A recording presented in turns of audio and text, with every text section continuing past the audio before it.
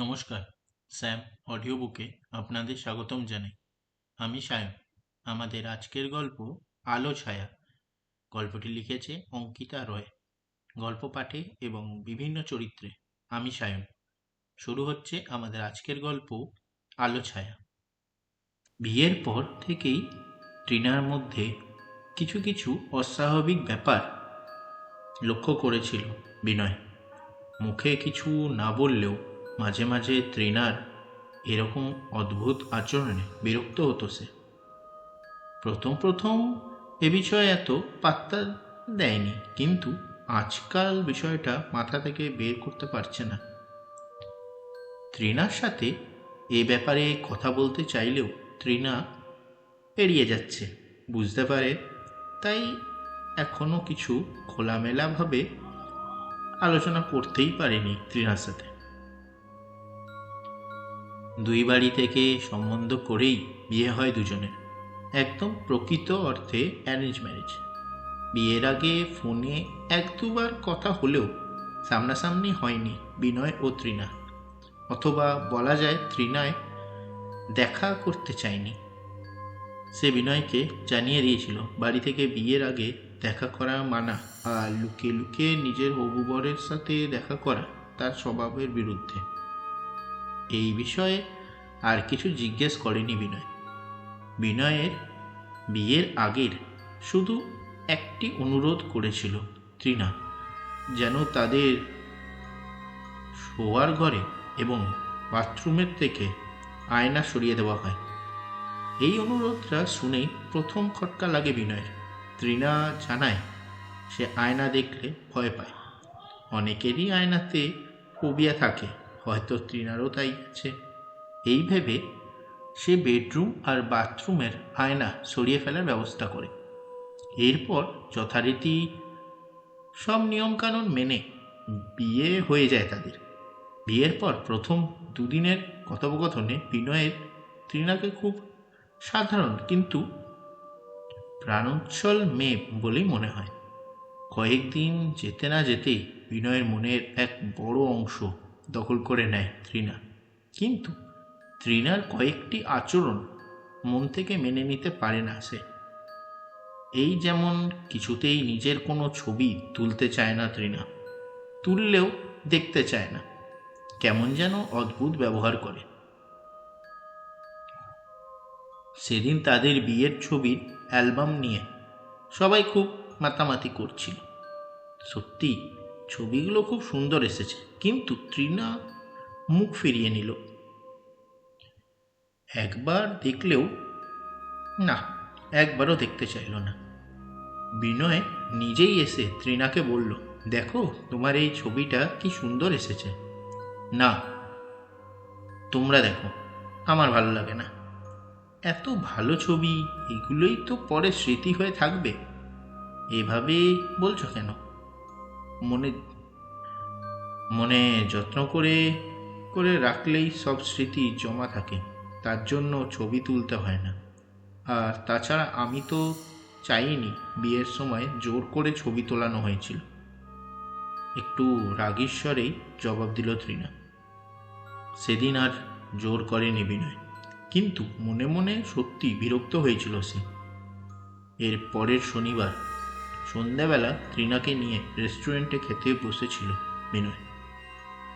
যতই হোক নিজের বাড়ি ছেড়ে এসেছে, তাই হয়তো মন মেজাজ ভালো নেই, তাই একটু খিটখিট করছে, হয়তো এইভাবেই বেরোনো। কিন্তু হলো হিতে বিপরীত।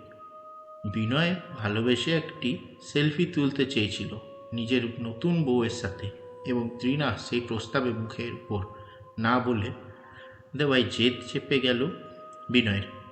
বেশ কিছুটা রেগেই বলল, আমি তো তোমার স্বামী, আমার সাথে একটা সেলফি নিতে তোমার এত কি অসুবিধা হচ্ছে? এই বিষয়ে তোমাকে আগেও বলেছি, আমার ছবি তুলতে ভালো লাগে না। বিনয় তৃণার কাঁধে হাত রেখে নিজের স্বর যথাসম্ভব নরম করেই বলে, আচ্ছা আমি তো আছি, একটা সেলফি তুলি, ভালো না লাগলে ডিলিট করে দেবো। বলেই ফোন বের করে ক্যামেরা অন করবে বিনয় এমন সময় তার হাতটা ধাক্কা দিয়ে কাঁধ থেকে সরিয়ে উঠে দাঁড়িয়ে পড়ল তৃণা। তার মুখে চোখে আতঙ্ক স্পষ্ট। তৃণার এভাবেই হড়বড় করে উঠে যাওয়াটা রেস্টুরেন্টের অন্যান্য সকল গ্রাহক এবং ওয়েটারদের আকর্ষণের কেন্দ্রবিন্দু হয়ে যায় বিনয় এবং তৃণা। সবার নজর তখন বিনয়েরই দিকে, আর বিনয়ের মুখ তখন রাগে লজ্জায় লাল হয়ে উঠেছে। সবাই তার দিকে এমনভাবেই তাকাচ্ছে যেন সে চরম অশ্লীল ব্যবহার করেছে তৃণার সাথে। আর এক মুহূর্ত সেখানে থাকেনি বিনয়। তৃণার হাত ধরে টানতে টানতে রেস্টুরেন্ট থেকে বেরিয়ে যায় সে। সেদিন আর তৃণার সাথে কোনো কথাই বলেনি। রাতে ঘুমিয়ে পড়ার আগে বুঝতে পেরেছিল তৃণা কাঁদছে। খারাপ লাগলেও বুঝতে পারল না সেই মুহূর্তে ঠিক কী করবে। সারা রাত দুজনেই প্রায় মন খারাপে জেগেই কাটিয়ে দেয়। সকালে তৃণা নিজেই বিনয়ের কাছে এসে বসে, বলে, আমি জানি আমার খুব ভুল হয়েছে, তোমার রাগ করাটা স্বাভাবিক। কোনো উত্তর দেয়নি বিনয়। তৃণা আরও বলতে থাকে, আমি সত্যি খুব ভয় পাই সেলফি তুলতে। সেলফিতে তো আয়নার মতোই নিজের প্রতিবিম্ব দেখা যায়, তাই না? তাই আমায় ক্ষমা করে দাও, আমার ওরকম আচরণ করা উচিত হয়নি। এবার বলতে বলতে তৃণা কেঁদে ফেলল। বিনয় কাছে টেনে নেয় তাকে, মাথায় হাত বুলিয়ে বলে, যা হয়েছে ছেড়ে দাও, আর মনে রেখো এইসব কথা মনে রেখে কোনো লাভ নেই। কিন্তু মনে মনে ঠিক করে বিনয় আর কখনো তৃণাকে সেলফি তুলতে বলবে না। এরপর বেশ কিছুদিন কোনো গণ্ডগোল হয়নি। ইতিমধ্যে একদিন বিনয়ের মাসি, মেশো এবং মাস্তুতো বোন রিনি এসে উপস্থিত হলেন। প্রথমে ঠিক হয়েছিল নিচের তলায় 2 বেডরুমে ছোটটিতে বিনয়, তার বাবা এবং মেশো শোবেন, আর বড়টিতে বিনয়ের মা, মাসি, রিনি এবং তৃণা। বাদসাধনের সঞ্চয়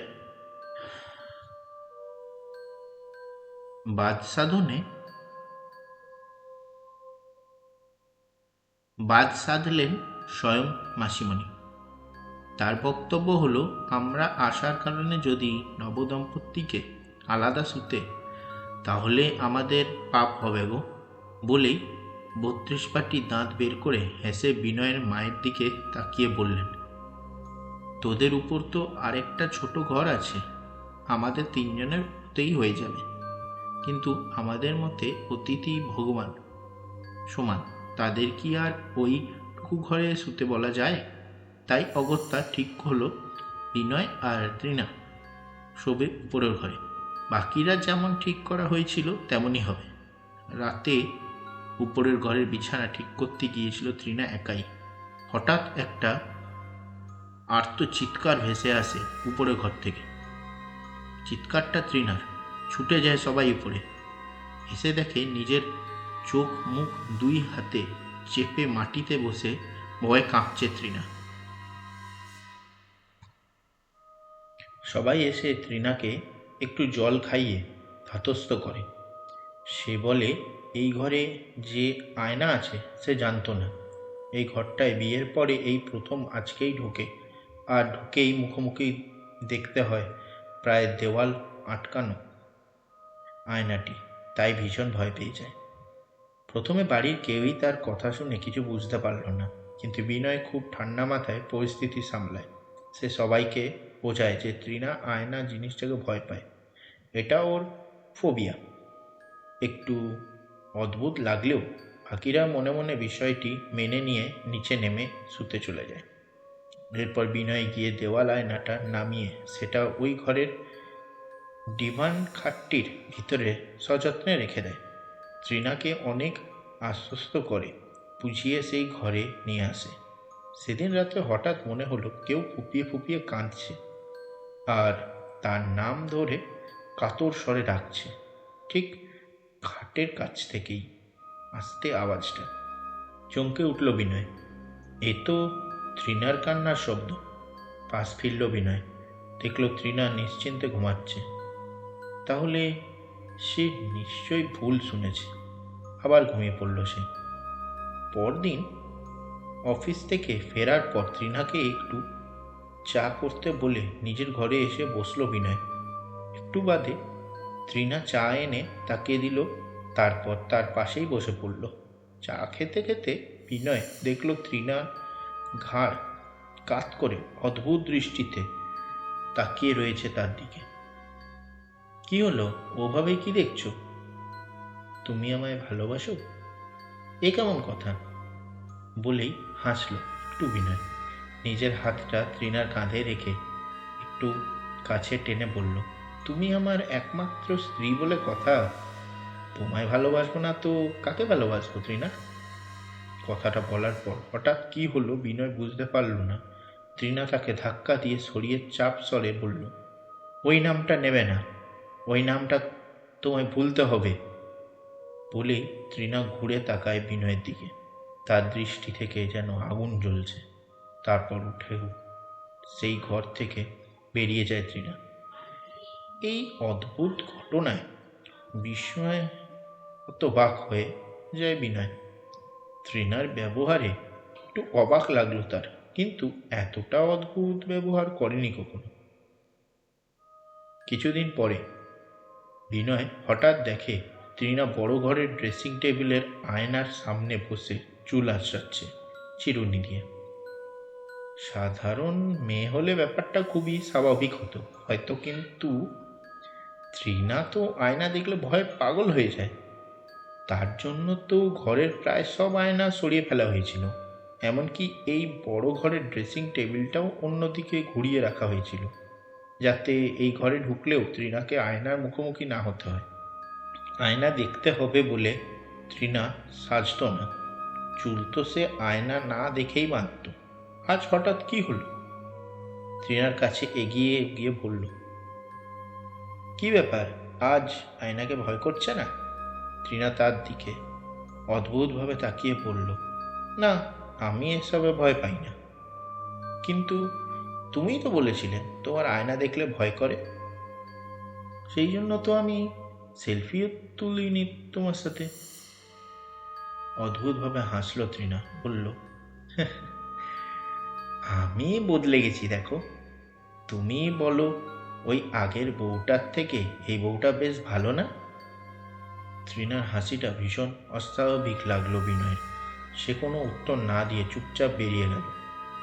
আজকাল তৃণার কথাবার্তা দিন দিন অদ্ভুত হয়ে যাচ্ছে। তার ব্যবহারের যেন উদ্ভ্রান্তের মতো। বিনয়ের মা বাবার চোখেও তৃণার পাগলের মতো কাণ্ড ধরা পড়ছে। তাকে কেউ নাম ধরে ডাকলেই সে ক্ষেপে যায়, দেওয়ালে নিজের মাথা ঠোকে, কোনো কাজ ভালো করে করে না, পাগলের মতো হাসে। হয়তো সেদিন আয়নাটি দেখেও খুব বেশি আঘাত পেয়েছে। মানুষ তো বেশি ভয় পেয়ে গেলে এরকম অদ্ভুত ব্যবহার করে। এই ভেবে বিনয় ঠিক করে একদিন ভুলিয়ে বুঝিয়ে ঠিক তৃণাকে কাউন্সিলরের কাছে নিয়ে যাব। এর মধ্যেই একদিন বিনয়ের মা বাবা কোনো এক আত্মীয়ের বাড়ি গিয়েছিলেন, আর তৃণা স্নানে গিয়েছিল। বিনয় নিজের কাজের একটি ফাইল নিতে উপরের ঘরে গেল। উপরের ঘরের আলমারিতে খোঁজাখুঁজির পরেও ফাইলটা না পেয়ে খেয়াল হলো ফাইলটা আলমারিতে না রেখে ডিভানে রেখে ছিল সে। ডিভান খুলে ফাইল নেওয়ার সময় অদ্ভুত আওয়াজ পেল বিনয়। কাজের মাসি সেদিন বলেছিল ঘর মুছতে এসে সে নাকি প্রায়ই এই ভেতর থেকে খটখট আওয়াজ পায়। ইঁদুর হতে পারে, কিন্তু বন্ধ ডিভান খাটের মধ্যে কি ইঁদুরের বেঁচে থাকা সম্ভব? এই ভেবেই কথাটা উড়িয়ে দিয়েছিল তারা। আজ নিজের কানে শুনে মনে হয় তাহলে নিশ্চয়ই কোনো ইঁদুর ফাঁক ফোকর দিয়ে ঢুকে গেছে। যদি তাই না হয় তাহলে তো বিপদ। ডিভান্ডে প্রচুর দরকারি ফাইল ও কাগজ আছে, ইঁদুর থাকলে সব কেটে দেবে তো। আজকেই খুঁজে মেরে ফেলতে হবে ইঁদুরটাকে, না হলে বিপদ। তাই ওই শব্দের উৎস খুঁজতে লাগলো বিনয়। ভালো করে খেয়াল করে বুঝতে পারে শব্দটা সেই দেওয়াল আয়না থেকে আসছে, যেটা সেদিন খুলে ডিভানে রেখেছিল বিনয়। বিনয় অবাক হলো, সে সাথে বেশ ভয়ও পেল। হুম, ব্যাপার স্বাভাবিক তো, একেবারেই নয়। মন চাইল সেই ঘর ছেড়ে পালাতে, কিন্তু পারল না। মানুষের কৌতূহল বড় অদ্ভুত জিনিস। কৌতূহলের বশেই আয়নাটি হাতে তুলে নিল বিনয়। আয়না স্পষ্ট নিজের মুখ দেখতে পেল, কিন্তু সাথে সাথে ফুটে উঠছে অস্পষ্ট আরেকটি মুখ, তৃণার মুখ। আয়নায় দেখতে পেল ঠিক তার পিছনে দাঁড়িয়ে রয়েছে তৃণা। ধীরে ধীরে এগিয়ে আসছে তার দিকে। ভয়ে ভয়ে পিছন ফিরে তাকালো বিনয়। পিছনে কেউ নেই। ভীষণ ভয়ে সামনে মুখ ফিরালতেই দেখলো আয়নাতে নিজের প্রতিচ্ছবি আর দেখতে পাচ্ছে না। সেখানে রয়েছে শুধু তৃণার মুখটি। চিৎকার করতে চাইল বিনয়, পারল না। আওয়াজ বেরোচ্ছে না গলা দিয়ে। বিনয় জোরে আয়নাটি ছুঁড়ে ফেলতে যাবে, এমন সময় আয়নার মধ্যে থাকা তৃণা বলে উঠল, বিনয়, আমার কিছু বলার আছে, বিশ্বাস করবে? তুমি আমার কথা বিশ্বাস করবে তো? বিনয় দেখল আয়নার মধ্যে বন্দি তৃণার চোখ ছলছল করছে। বিনয় ফেলল না আয়নাটি। ভয়ে ভয়ে জিজ্ঞেস করল, কে কে কে কে কে কে কে কে তুমি? আমি তোমার স্ত্রী তৃণা। যেদিন প্রথমে এই ঘরে ঢুকি বিছানা ঠিক করতে, সেদিন, সেই মনে আছে? যেদিন মাসি এসেছিলেন, আমি জানতাম না এই ঘরে আয়না আছে। ঘর খুলে ঢুকতেই নিজের প্রতিবিম্ব দেখতে পাই, কিন্তু যা ভয় করেছিলাম তাই হয়েছে। বুঝতে পারলাম প্রতিবিম্বটা আমার নয়। তোমায় সব বলবো, শুধু একবার আমায় উদ্ধার করো। সে আমার আত্মাকে এই আয়নায় বন্দি করে রেখেছে, নিজে আমার শরীর নিয়ে ঘুরে বেড়াচ্ছে। কে আত্মা বন্দি করেছে? তোমায় আগেই সব বলা উচিত ছিল, কিন্তু তুমি বিশ্বাস করবে না ভেবেছিলাম। ও ও আমার, মানে, ও তোমার জীবন থেকে আমার অস্তিত্ব মুছে দিতে চায়। যে তোমার সাথে এখন রয়েছে সে তৃণা নয়। একবারটি বিশ্বাস করো। কি বলছো তুমি? আমি তো কিছুই বুঝতে পারছি না। বলবো, সব সব বলবো। তুমি শুধু আমায় এখান থেকে বের করো। এই আয়নাটা আমার শরীরের মুখোমুখি ধরো, তাহলে আবার আমি নিজের শরীরে ফিরে পাবো। আমায় বাঁচাও। তুমি সত্যি বলছো? তৃণা কোনো উত্তর দিল না, শুধু সজল চোখে চেয়ে রইল। এমন সময় তৃণার গলার স্বর পেল বিনয় পিছনে দোরগড়ার কাছে। ফেলে দাও, ওই আয়নাটা ফেলে দাও, ওটা মায়া। পিছন ঘুরে তাকালো বিনয়, দেখল তৃণা দাঁড়িয়ে আছে।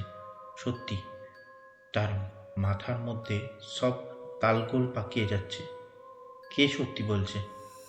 যে চোখের সামনে রয়েছে, নাকি যে আয়নার বন্দি রয়েছে?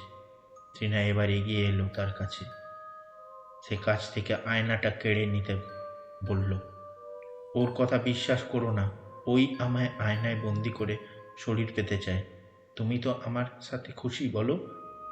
আমার সেলফি তুলতে অসুবিধে নেই, আয়না দেখতে অসুবিধা নেই। আমি সব রকমভাবে ওর থেকে বেশি ভালো। অদ্ভুত অপলক দৃষ্টিতে চেয়ে বিনয়ের দিকে এগিয়ে আসছে তৃণা। আয়নার মধ্যে থাকা তৃণা চেঁচিয়ে উঠল, বস করতে চেয়েছে তোমায়, ওর কথা শুনো না তুমি। এমন ঘটনার সম্মুখীন হতে বিন্দুমাত্র প্রস্তুত ছিল না বিনয়। মাথার মধ্যে সব গন্ডগোল হয়ে যাচ্ছে। তৃণা বলছে তার আত্মা আয়নায় বন্দি, তাহলে সামনে কে দাঁড়িয়ে? এটাও কি বিশ্বাস করা যায়? নাকি আয়নার ভেতরের শক্তি কালো জাদু আছে যে তার সংসার ভাঙতে চেয়েছে? তৃণা ধীর গতিতে এগিয়ে আসছে বিনয়ের দিকে। তার চোখ থেকে চোখ সরাতে পারছে না বিনয়। তার চোখে নিজেকে ধীরে ধীরে হারিয়ে ফেলছে সে। আয়নার মধ্যে থেকে আর্তচিৎকার ভেসে আসছে, ওর চোখে দেখো না বিনয়। একবার আয়নাটা ওর দিকে ঘুরিলেই বুঝতে পারবে আমি সত্যি বলছি কিনা। আমার কথা শোনো। বিনয়ের শরীর ধীরে ধীরে অবশ হয়ে আসছে। হঠাৎ আয়নার ভেতরে থাকা মেয়েটার কাতর অনুরোধের শেষ বাক্যটি যেন মর্মে গিয়ে বিঁধল তার। হঠাৎ বিনয় বলে উঠল, সামনে দাঁড়িয়ে থাকা তৃণাকে, যদি তোমার আয়না দেখতে ভয় করেই না, তাহলে এই আয়নায় ভয়ের কি আছে? বলেই সে আয়নাটা ঘুরিয়ে মুখের সামনে ধরল তৃণার। আর্তনাদ করে উঠল সে। তার মুখ বিভৎস হাঁ হয়ে এক আলোর জ্যোতি পেরিয়ে তা মিশে গেল আয়নার ভেতর। আয়নার মধ্যে এক অন্য আলো ভাসতে ভাসতে মিশে তৃণার বুকে। তৃণা জ্ঞান হারিয়েছে। বিনয় একটা বড় বড় রড এনে টুকরো টুকরো করে দিল আয়নাটা। এক বুক ফাটা আর্তনাদ যেন পেরিয়ে মিলিয়ে যায় বাতাসে। বিনয় নিজের মা বাবাকে সত্যি কথা জানায়নি। এ বিষয়ে সচক্ষে না দেখে কেউই হয়তো কোনো কথা বিশ্বাস করবে না। ডাক্তার এসে জানায় মানসিক চাপে জ্ঞান হারিয়েছে তৃণা। ঘুমের ওষুধ দিয়ে চলে যান তিনি। পরের দিন সকালে ঘুম ভাঙল তৃণার। উঠেই দেখলো বিনয় তার কাছে বসে আছে। বিনয় জিজ্ঞেস করলো, কি হলো, এখন উঠলে কেন? তোমার বিশ্রামের প্রয়োজন।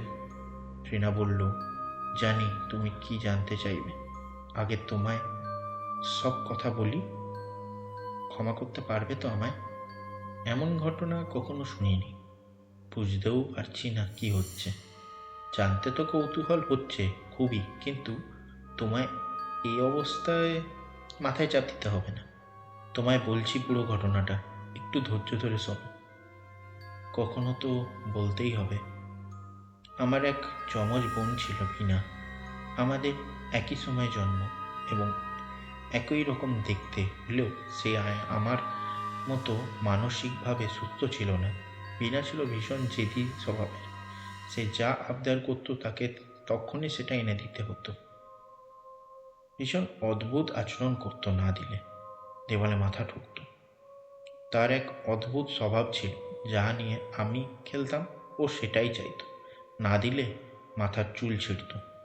ছোটবেলায় অনেকেরই স্বভাব থাকে, অন্যেরা যা নিয়ে খেলে তারও সেটাই চাই।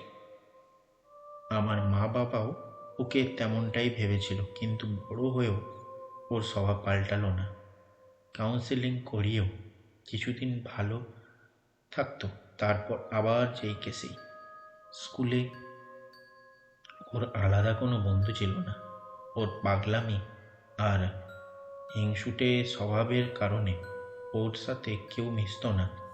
আমি ওকে আমার বন্ধুদের সাথেই রাখতাম, কিন্তু আমার সব বন্ধুরা ঠিক ওকে পছন্দ করতো না। হঠাৎ একদিন আমি জানতে পারলাম স্কুলে আমার বন্ধুরা আমার নামে কুৎসা করছে। কেউ আমার সাথে মিশতে চাইছে না, কারণটা কিছুতেই বুঝতে পারলাম না। অনেক পরে আমার এক কাছের বন্ধু মধু টিউশনিতে এসে আমায় জানায় বিনা নাকি সবাইকে বলেছে আমি নাকি সবার নিয়ে খুব খারাপ খারাপ মন্তব্য করি বাড়িতে। এটা শুনে আমার মাথায় আকাশ ভেঙে পড়ল। বিনার পাগলামো যে এরকম হতে পারে আশা করিনি। বাড়ি ফিরে সেদিন সোজাসুজি বিনাকে জিজ্ঞেস করি তা এরকম বলার কারণ কি। প্রথমে সে এড়িয়ে যায়, কিন্তু আমি ওর ছাড়ার পাত্রী নই। বারে বারে জিজ্ঞেস করার পর সে চিৎকার করে বলতে থাকে, হ্যাঁ বলেছি, আমি বেশ করেছি বলেছি। ওরা শুধু তোর সাথে কথা বলে, আমার সাথে বলে না কেন?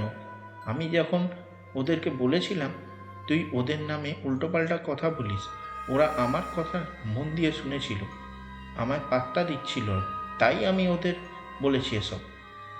এক চড় বসিয়ে দিলাম ওর গালে। ও রেগে দেওয়ালে মাথা ঠুকতে লাগলো।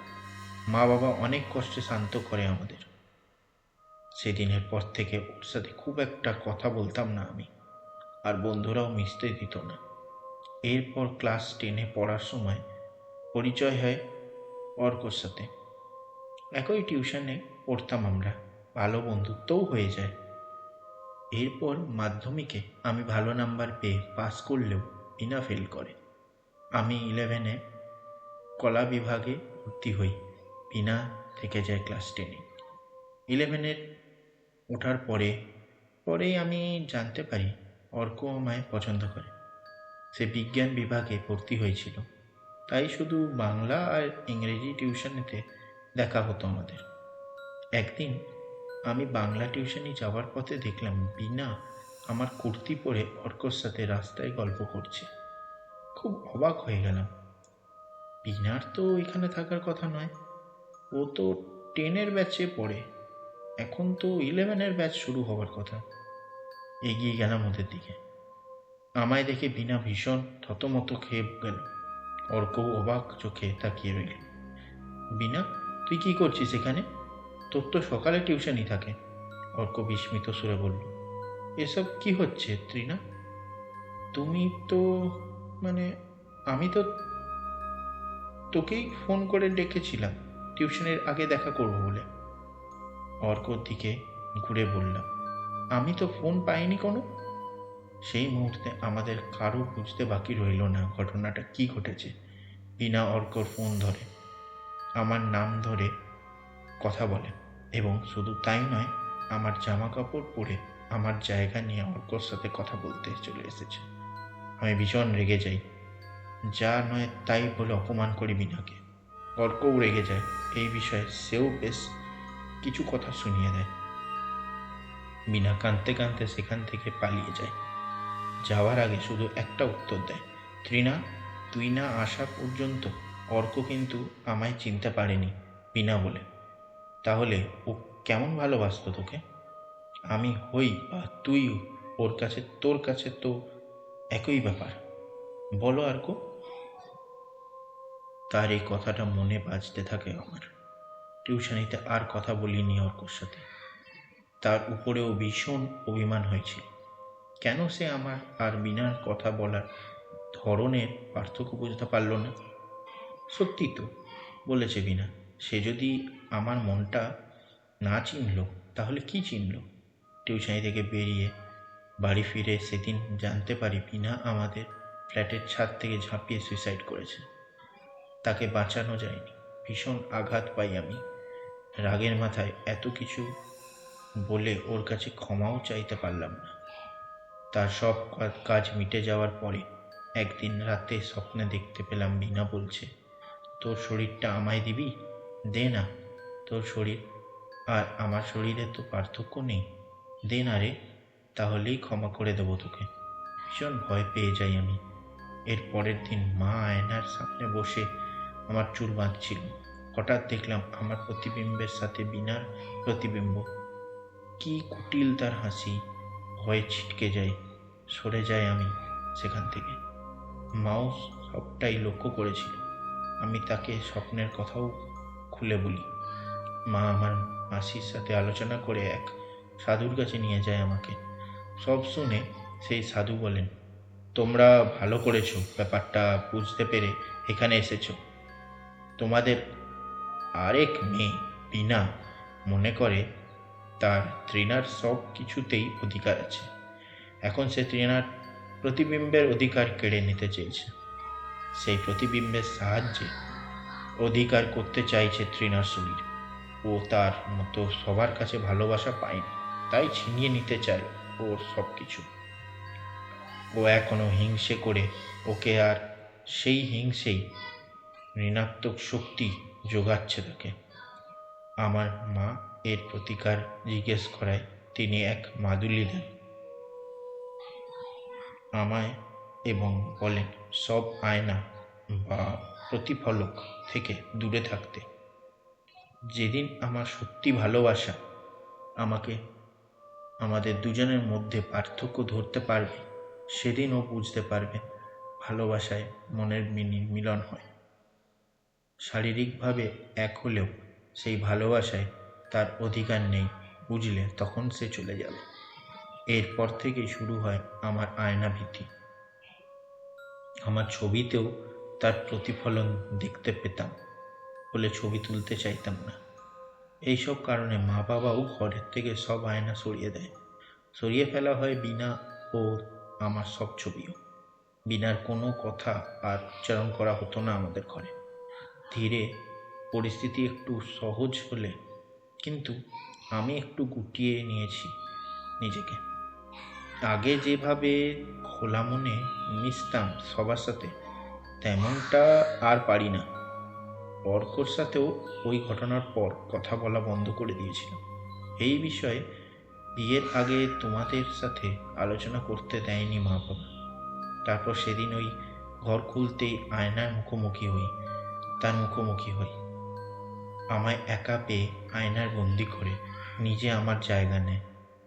আমি তোমায় ডাকার চেষ্টা করেছিলাম, কিন্তু আয়নাটা ডিভানে বন্ধ করে দিয়েছিলে। সেদিন তুমি আয়নার মধ্যে থাকা সত্ত্বেও আমার কথা বিশ্বাস করেছিলে, তাই আমি মুক্তি পাই তার হাত থেকে। সব চুপচাপ শুনল বিনয়। এরপর উঠে তৃণার পাশে বসলো, হেসে বলল, এত কিছুর মধ্যে একটা কথা স্পষ্ট হলো, আমি তোমার সত্যি ভালোবাসা, অন্য কারো কোনো চান্স নেই। চোখে জল নিয়েও হেসে ফেলল তৃণা। বিনয় কাছে টেনে নিল তাকে। আপনারা শুনছিলেন আলো ছায়া। গল্পটি লিখেছেন অঙ্কিতা রয়। গল্প পাঠে এবং বিভিন্ন চরিত্রে আমি সায়ন। গল্পটি আপনাদের কেমন লাগলো অবশ্যই কমেন্ট করে জানাবেন। আর এই রকম আরও গল্প পেতে আমাদের চ্যানেলটি সাবস্ক্রাইব করে পাশে থাকা বেল আইকনটি প্রেস করে দেবেন, যাতে যখনই আমরা এরপরে নতুন গল্প আপলোড করব সবার আগে আপনাদের কাছে এসে পৌঁছায়। আর আপনারা যদি নতুন হয়ে থাকেন, চ্যানেলটি সাবস্ক্রাইব করতে ভুলবেন না। আর এই রকম গল্প যদি আপনাদেরও লেখা থাকে বা শুনেছেন, আমাদের সাথে যোগাযোগ করুন। আমরা আপনাদের গল্প আপনাদের নাম সহ স্যাম অডিও বুকে আপলোড করব। তাহলে আজকে এখানেই শেষ করছি। আবার দেখা হবে আগামী সপ্তাহে একটা নতুন গল্প নিয়ে। ততদিনের জন্য ভালো থাকবেন, সুস্থ থাকবেন, গল্প শুনবেন, গল্প পড়বেন, গল্প লিখবেন, গল্প শোনাবেন। ধন্যবাদ।